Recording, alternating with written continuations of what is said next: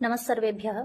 प्रायः छात्र और छात्राओं की ये शिकायतें रहती हैं कि हम पढ़ाई तो बहुत करते हैं लेकिन हमें याद नहीं होता है, और साथ साथ में ये भी हीनत्व भावना आ जाती है कि वो पढ़ने में तेज है, मैं पढ़ने में कमजोर हूँ।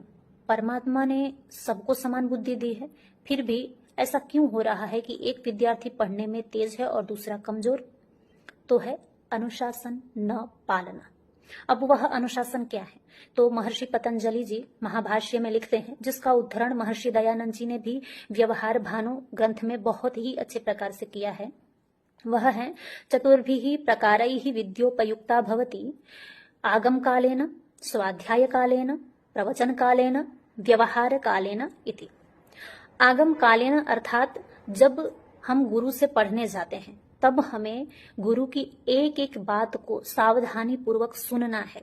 शब्द, शब्दार्थ, पद, पदार्थ, प्रकृति, एक एक शब्द को हमें ध्यान से सुनना है। अब उसको सुनने के पश्चात स्वाध्याय काल आता है, जिसमें आपको जो जो आपने गुरु से सुना है, जिन जिन शब्दों को आपने सुना है, उस पर पूर्वापर रूप से आपको चिंतन करना है, मनन करना है और एक दृढ़ निश्चय पे जाना है, निष्कर्ष निकालते हुए। ठीक है। उसके बाद आता है प्रवचन का लेना। सुन लिया, मनन कर लिया, मतलब दृढ़ निश्चय हो गया चित्त में। अब आपको प्रीति पूर्वक किसी दूसरे को पढ़ाना है, बताना है।